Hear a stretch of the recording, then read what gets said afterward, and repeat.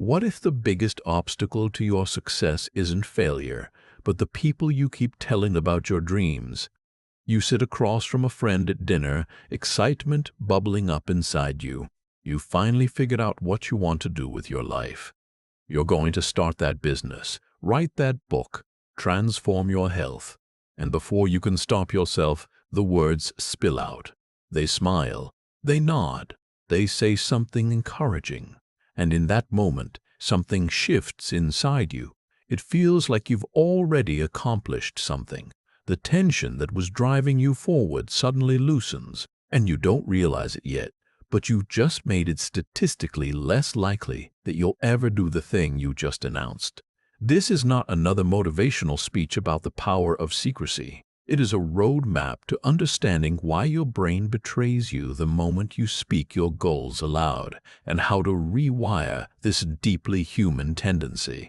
By the end of this, you will understand why some of the most accomplished people you've never heard of never told anyone what they were working on until it was done. You'll recognize the subtle ways you've been using other people as substitutes for your own discipline. And you'll have a clear framework for protecting your goals from the very psychological mechanisms that evolution put in place to make you seek approval instead of results. The need to share what we're planning comes from somewhere deep in our evolutionary past.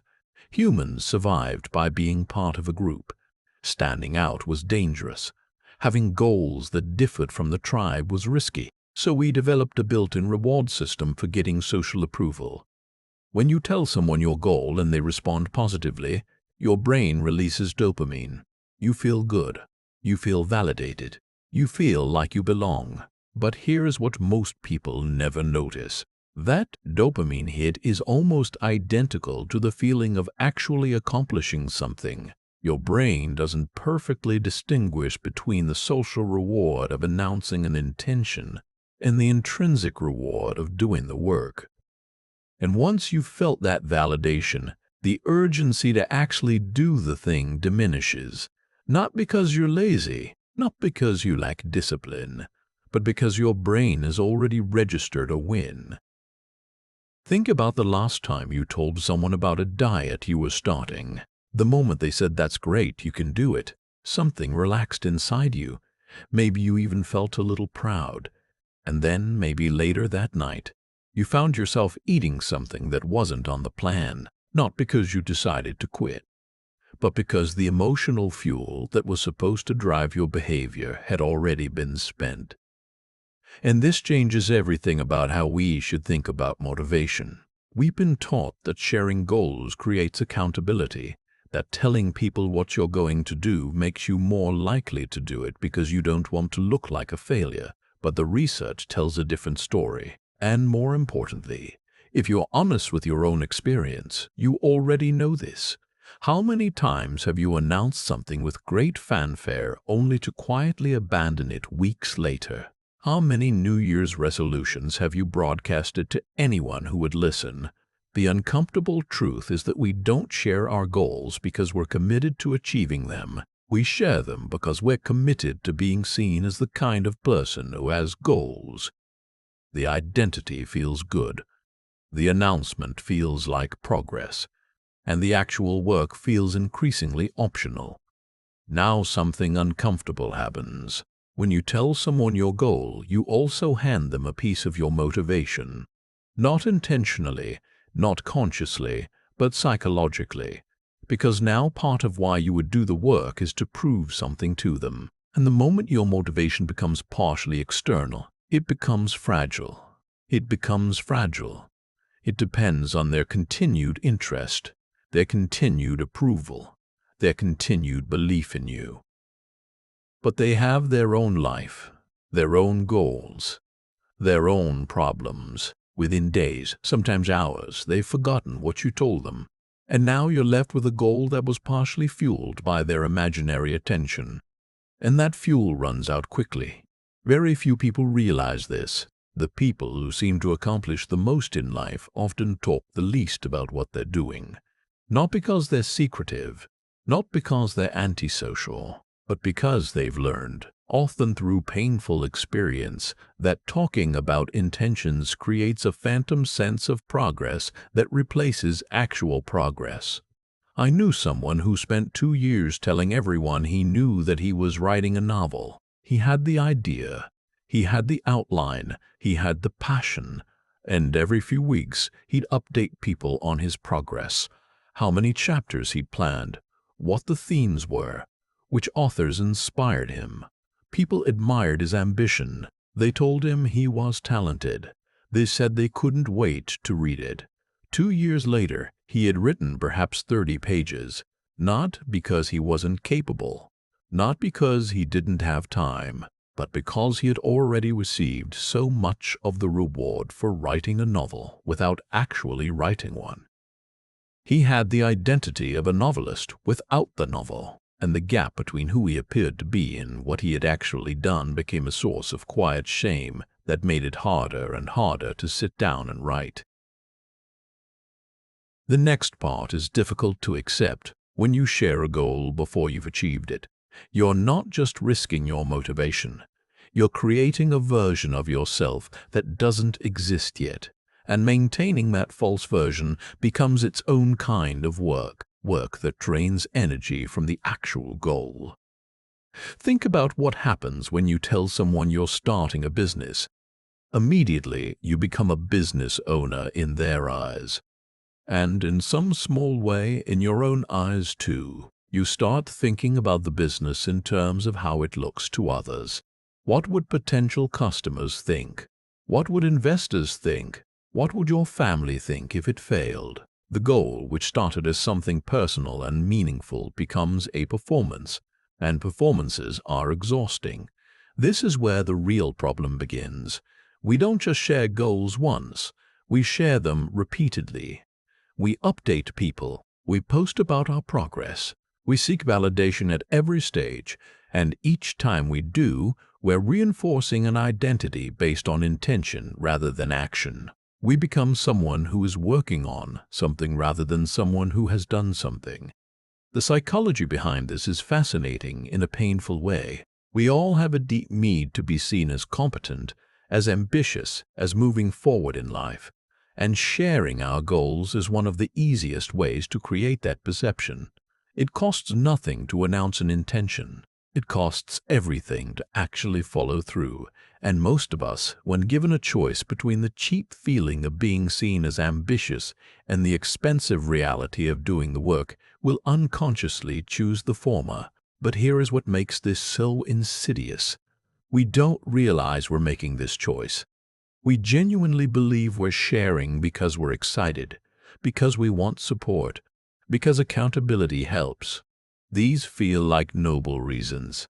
And sometimes they are. But underneath, there's often a quieter motive, a motive that doesn't want to admit that announcing the goal feels safer than doing the goal. You are not afraid of failure. You are afraid of the silence that comes when you stop talking about what you're going to do and start actually doing it.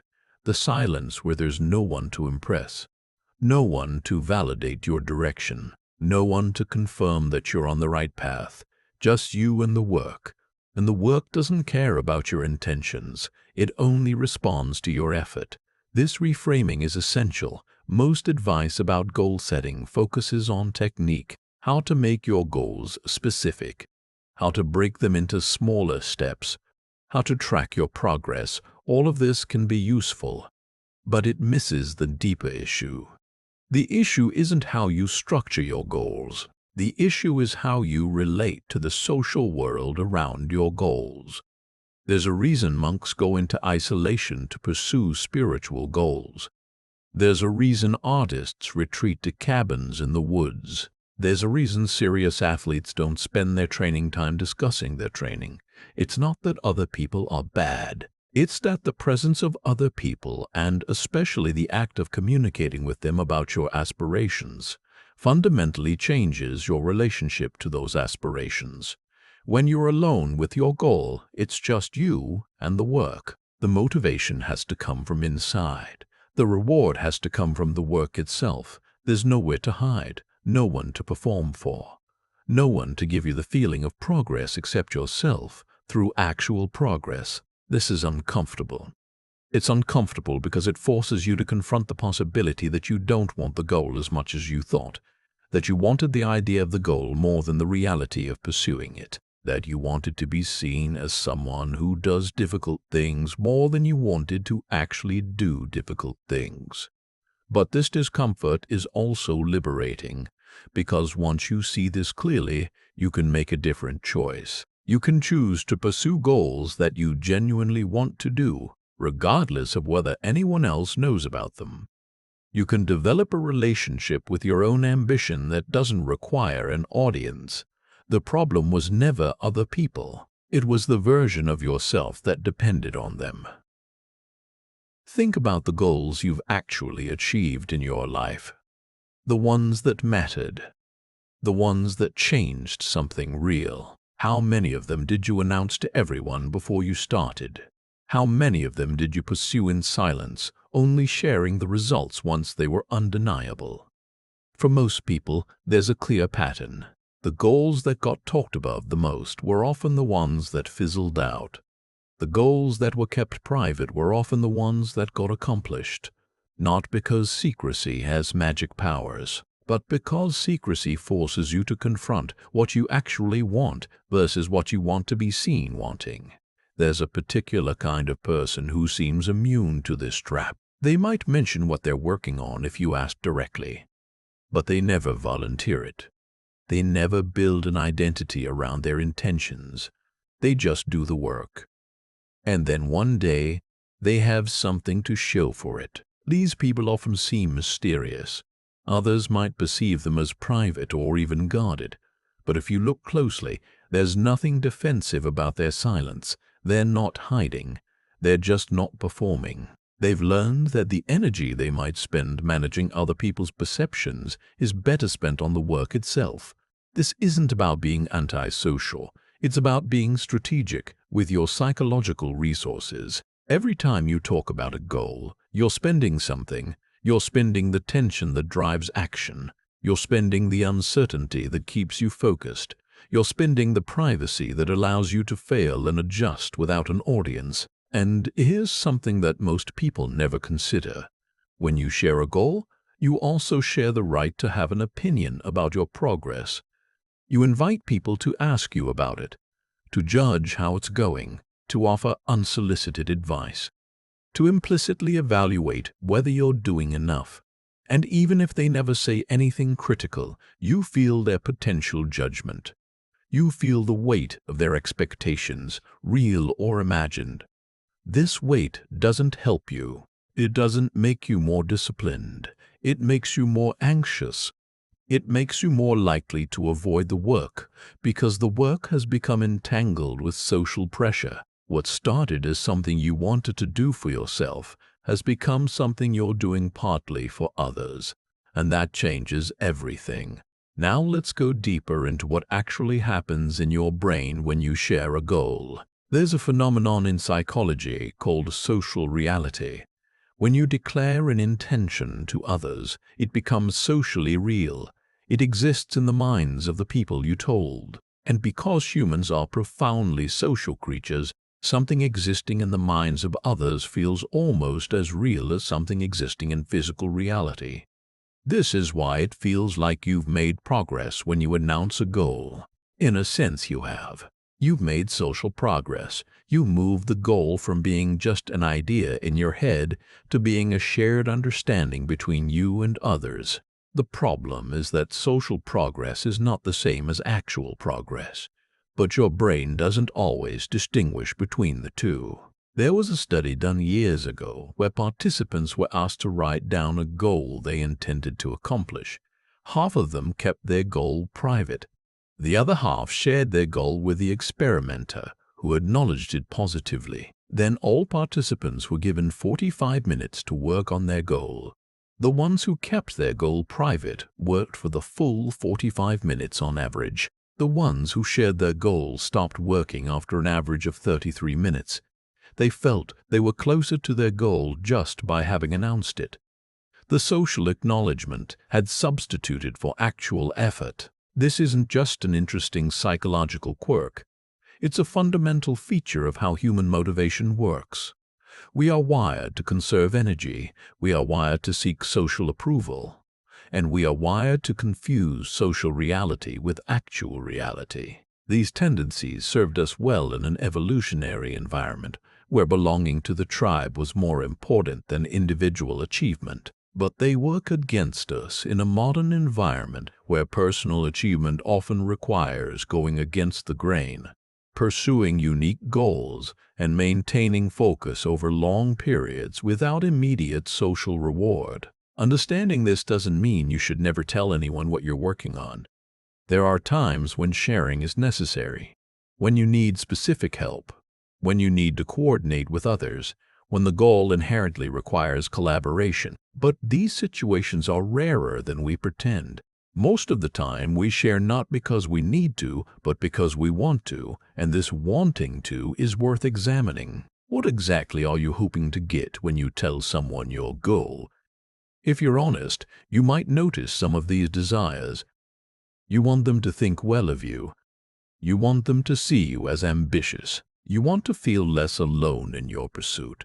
You want reassurance that your goal is worthwhile. You want to preemptively manage their expectations so that if you fail, you've already established that you were trying. None of these desires are wrong. They're human. But they're also distractions from the actual work. And the more you indulge them, the more power they have over you. There's a practice that some people find helpful. Before sharing a goal, ask yourself, what do I hope to get from telling this person? If the answer is anything other than practical necessity, consider keeping it to yourself, not forever, just until you've made enough progress that sharing no longer substitutes for doing. This isn't about perfection, it's about awareness. It's about noticing the impulse to announce and choosing sometimes to resist it. It's about building the capacity to be with your own intentions without immediately externalizing them. The people who struggle most with this are often the ones who grew up in environments where love and approval were conditional, where they had to announce their achievements to be seen, where their worth was tied to what others thought of their ambitions. If this is your background, the urge to share your goals isn't just a habit. It's a survival mechanism, a way of ensuring that you exist in the minds of others, because existing in their minds feels like the only way to matter. But this is also where the opportunity for transformation lies, because when you can learn to value your own recognition more than the recognition of others, you gain access to a kind of motivation that doesn't depend on anyone else. You become self-fueling. You become someone who can pursue difficult things over long periods without needing external encouragement. This is what real discipline looks like. Not the discipline of forcing yourself to do things you hate, but the discipline of protecting your goals from the very social forces that would dilute your motivation. The discipline of keeping quiet when every fiber of your being wants to announce what you're up to. There's a particular kind of loneliness that comes with pursuing a goal in silence. It's not a bad loneliness. It's a focusing loneliness, a clarifying loneliness. It's the feeling of being alone with your thoughts, your efforts, and your progress, without the noise of other people's reactions. And in this silence, something interesting happens. You start to hear your own voice more clearly. You start to know what you actually think about your goal, separate from what you've told others you think. You start to develop an internal compass that doesn't require external validation to function. This internal compass is rare. Most people navigate entirely by external signals. They do what gets praised. They pursue what gets noticed. They abandon what doesn't generate a reaction. And they wonder why they never feel fulfilled by their achievements. It's because they were never pursuing their own goals. They were pursuing the goals that would generate the best response from others. When you stop sharing your goals prematurely, you also stop this cycle. You stop tailoring your ambitions to fit what others will approve of. You stop pursuing things just because they sound impressive when you talk about them. You start to discover what you actually want, independent of how it might be received. This discovery process can be uncomfortable. You might find that some of your goals were never really yours. They were goals you adopted because they would make you look good, sound ambitious, fit a certain identity you wanted to project. Letting go of these false goals can feel like a loss, but it's actually a liberation, because now you're free to pursue things that genuinely matter to you, even if they don't sound impressive to anyone else. I once knew someone who spent years talking about wanting to run a marathon. He posted about it. He bought the gear. He told everyone who would listen, and he never trained consistently enough to actually do it. The goal had become more about the identity of someone who runs marathons than about the actual experience of running. Eventually, he stopped talking about it, stopped posting about it, and in the silence, he realized something. He didn't actually want to run a marathon. He wanted the respect that comes from having run one, but the respect wasn't worth the work. And once he admitted this to himself, he was free to find physical activities that he actually enjoyed, that he would do regardless of whether anyone knew about them. This kind of clarity only comes from silence, from removing the social layer and seeing what's underneath, from being honest with yourself about what you actually want versus what you want to be seen wanting. There's another dimension to this that's worth exploring. When you share a goal, you also share the definition of success. You invite others to judge whether you've achieved what you set out to achieve. And their judgment might not match your own. They might think you've succeeded when you feel like you failed. They might think you failed when you know you've succeeded. By keeping your goals private, you retain the right to define success on your own terms. This matters more than most people realize, because one of the reasons we abandon goals is that we start pursuing someone else's definition of success rather than our own. We lose touch with why we started. We get confused about what would actually feel like a win, and we end up either achieving something that feels hollow or giving up before we reach our own standard. When you pursue a goal in silence, you stay connected to your own inner compass. You know why you're doing it. You know what success would feel like, and you can adjust your approach based on your own feedback, not the feedback of people who don't really understand what you're trying to achieve.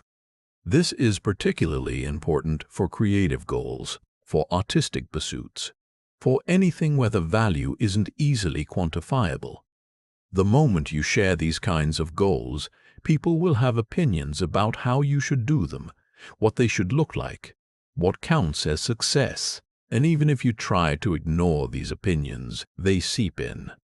They influence your thinking. They pull you away from your own vision toward some compromise that will satisfy others but leave you unsatisfied. The artists and writers and creators who produce the most distinctive work are almost always the ones who protect their process from outside influence.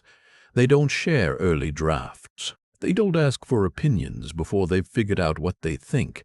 They develop their vision in private and only present it to the world when it's complete enough to withstand the inevitable feedback and criticism. This isn't arrogance. It's respect for the creative process. It's understanding that early ideas are fragile, that they need protection, that exposing them to outside views too early can kill them before they've had a chance to develop. The same principle applies to personal goals. Goals related to your health, your relationships, your inner development.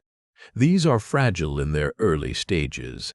They need the protection of privacy. They need time to take root before they're exposed to the winds of other people's opinions. Think about what happens when you tell someone you're trying to become less reactive in conversations. Immediately, they start watching you with different eyes. Every time you react, they might notice. They might point it out. I thought you were working on that.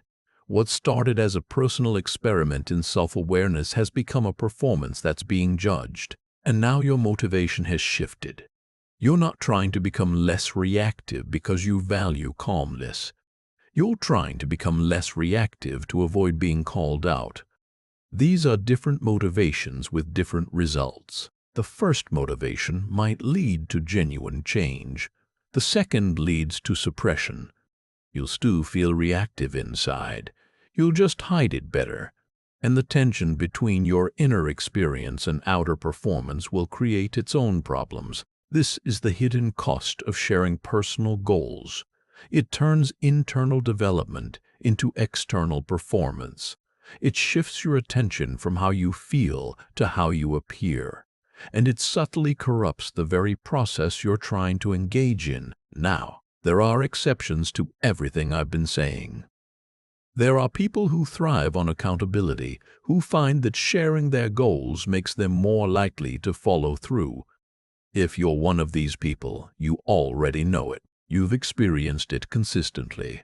But if you're being honest with yourself, you might notice that the accountability approach has a spotty track record, that it works for some goals but not others, that it works for a while but then stops working. This inconsistency is revealing. It suggests that accountability isn't the fundamental driver of your behavior. Something else is, and that something else is your relationship to the goal itself. When you genuinely care about a goal, when it's connected to your deeper values, when achieving it would change something that matters to you, you don't need external accountability. The goal itself is compelling enough. It's only when the goal is somewhat artificial, when you adopted it because you thought you should, when it sounds good but doesn't feel urgent, that's when you need accountability. And in these cases, maybe the question isn't how to create better accountability.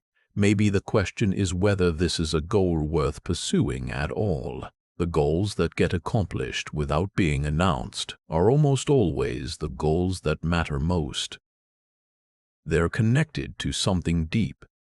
They feel non-negotiable. They would happen even if no one ever knew about them. These are the goals worth having, and these are the goals that privacy protects. There's a simple test you can apply to any goal you're considering. Ask yourself, if I could never tell anyone about accomplishing this, would I still want to do it? If the answer is yes, you found something real, something worth pursuing, something that privacy will only strengthen. If the answer is no, or if you hesitate, that's worth examining too. It doesn't mean you should immediately abandon the goal, but it suggests that part of what's driving you is the recognition you hope to receive. And that part will always make you vulnerable to losing motivation once the recognition feels too far away or too uncertain. Let's talk about what happens when you do achieve something in silence, when you've worked on it for months or years without telling anyone, and then finally it's done. Or it's far enough along that it speaks for itself, and you share it with the world. There's a particular kind of satisfaction that comes from this. It's not the loud satisfaction of public validation. It's the quiet satisfaction of knowing that you did it for yourself, that your motivation was pure, that you didn't need anyone's encouragement or approval to see it through. This satisfaction runs deeper. It lasts longer. It becomes part of your identity in a way that achievements driven by external validation never can. Because when you achieve something for others, part of you always knows that you did it for them.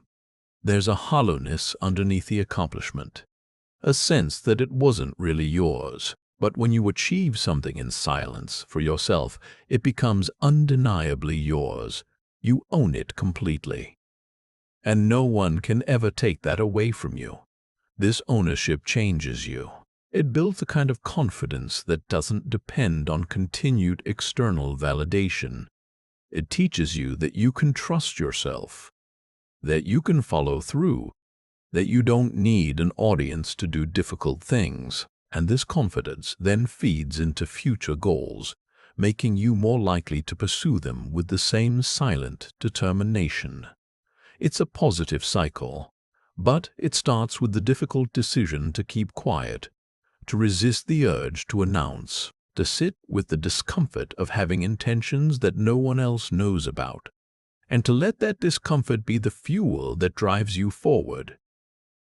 There's one more dimension to explore, the social dimension, because when you stop sharing your goals, you also change your relationships. Some people won't understand. They'll feel like you're being distant, secretive, maybe even dishonest. They're used to you sharing everything, and now you're not. This can create tension, but it can also create space. Space for relationships that aren't based on mutual performance, space for connections that don't depend on constant updates about your ambitions, space for simply being together without either of you trying to prove something. The relationships that survive this shift are usually the ones worth keeping, the ones that were based on something real, not just the exchange of validation, the ones where people care about who you are, not just what you're achieving. And the relationships that don't survive, that fall away when you stop performing, were probably already hollow. They were based on a version of you that wasn't sustainable, a version that was always announcing, always seeking approval, always performing ambition. Letting that version go means letting some relationships go too, and that's okay. What remains is something more solid, a sense of self that doesn't depend on constant external confirmation, a quiet confidence that comes from knowing what you're working toward and trusting that the work itself is enough. This is what the people you admire most have probably figured out. Not that they should never talk about their goals, but that they should protect the goals that matter most, that they should resist the urge to announce before they've made real progress, that they should let their accomplishments speak for themselves whenever possible. You can start applying this today. You don't need to make a dramatic announcement about not making announcements. You can simply start being more selective about what you share and when. You can notice the urge to tell someone about a goal and question where that urge is coming from. You can experiment with keeping something to yourself and observing how it affects your motivation. What you'll likely find is that the goals you keep private are the ones you make the most progress on, not because secrecy has magical powers, but because privacy forces you to connect with your own intrinsic motivation. It removes the substitute satisfaction of social validation. It leaves you with nothing but the goal itself and your own desire to achieve it. And in that simplicity, something powerful emerges, a clarity about what you actually want, a focus that doesn't waver with every new opinion, a determination that doesn't depend on anyone else. These are the conditions under which real achievement becomes possible. The silence around your goals isn't emptiness, it's fullness. It's the space where real work happens. It's the protection your fragile early efforts need. It's the environment in which your own voice can be heard above the noise of everyone else's expectations. Learn to love this silence. Learn to trust it. Learn to let it be the container for your ambitions rather than filling it with announcements and updates and performances. And watch what happens when you give your goals the privacy they deserve.